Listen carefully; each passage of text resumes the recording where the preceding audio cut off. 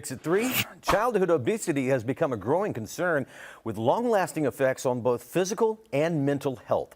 As more children struggle with maintaining a healthy weight, it's important to understand the causes and the ways to prevent it. Yeah, we spoke to Dr. Pranan Kokikulamar about the causes of childhood obesity, the role of parents and schools in prevention, and how early education on healthy eating and exercise can make a significant difference. Dr. Pranan, thank you so much for coming back. You know, you guys keep bringing me back. I appreciate it. Thank you. We'll keep having you back. Because today is a very important topic and so important to talk about this, childhood obesity, right? So what are the main causes of it and how can you prevent it? So that is actually something that the American Academy of Pediatrics has been looking at since the marked increase in obesity since the 1960s and early 70s. You'll have a mixed bag conversation, even arguments and debates of, is it nature versus nurture? Is it genetics versus lifestyle? Right. And most physicians, pediatricians included, will argue it's a hybrid of the two. We've spoken before and said that if one parent is obese at the time of the child's conception, there is a threefold increase of the child being overweight, obese. And if it's both parents, the statistic can go up as high as 10 times the number. Wow. So that's the genetic side of things. The lifestyle and the environment, that we have a lot more control over. Children usually have hunger cues that, unless there's an underlying condition like a genetic anomaly, they are very in tune with their hunger cues. When they're full, they don't want to eat anymore. They even have certain food preferences at different stages of like infancy to toddlerhood. But it's typically around the age 3 to 4 and beyond that they start developing the ability to override those hunger cues.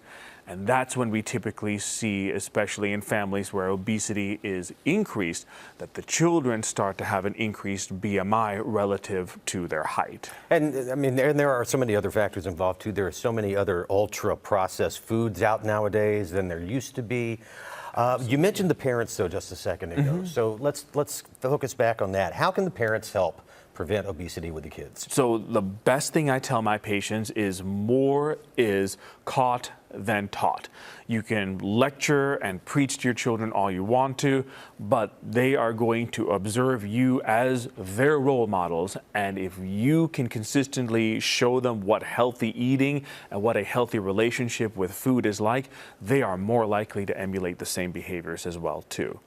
And being physically active, not just as an individual, like putting your child in extracurricular sports activity, but being together and doing extracurriculars as a family increases the odds for proper weight management and even degrees of weight loss too.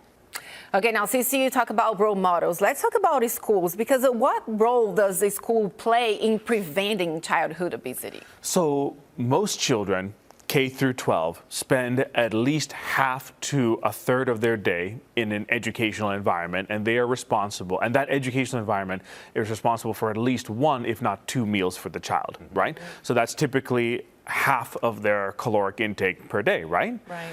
So when we look at what the average American public school is giving out in terms of caloric nutrition versus other countries, if we look at Japan's school nutrition menu, if we look at any of the Scandinavian countries like Finland, Norway, if we look at certain Middle Eastern countries, we see that the foods that are offered to them are those minimally processed whole foods, typically in a variety platter, as opposed to things that are a bit more processed, have a longer shelf life, and can be applied to like cookie cutter plate serve trays, if you will.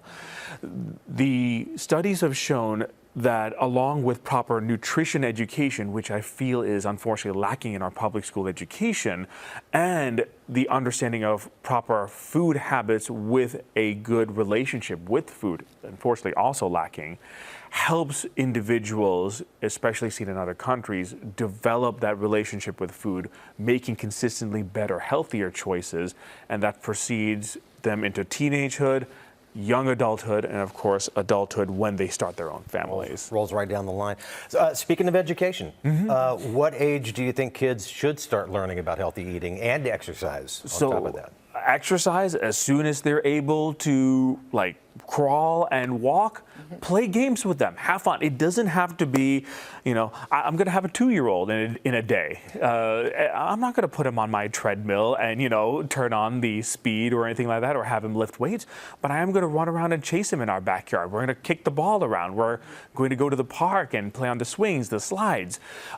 Make it fun. Make it entertaining. And you don't have to put them in a rec league or an outdoor activity that specifically just caters to like a team sport. That'll be great as they get older. Just have fun with them and do something that you both enjoy. I love that, what you're saying about like being active, but also creating like a healthy relationship with food, right? I'm saying because we grew up with this, our parents had the mentality to empty the plates, for example, right? So we used to eat more than we actually needed. So now with this shift of mentality, I keep telling my kids, my daughters, they say, Mom, should I eat more? And then I ask, well, ask your belly, do you think you're full? And they would say, yeah, I think I'm full. So then that's okay to leave food on the plate. Like, well, maybe we'll save the leftovers. It doesn't mean that we're wasting food, right? But it's just teaching them how to listen to their bodies. That was perfectly said. That's exactly what we should. Yes, round of applause. Thank you.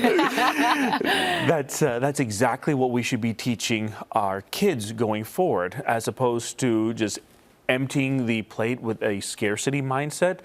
Just saying, hey, we have food. If you're hungry later, you can always come back to this. Know that it's here and go from there. There we go. My mom said, oh yeah, you're eating that leftovers. Yes. It ain't going to waste. I know. Same. You're not leaving the table until you're done eating, right? Exactly. Well, great points to keep in mind, Dr. Pranam. Thank you so much for this. We appreciate it. Thank you for having me again, guys. Appreciate it.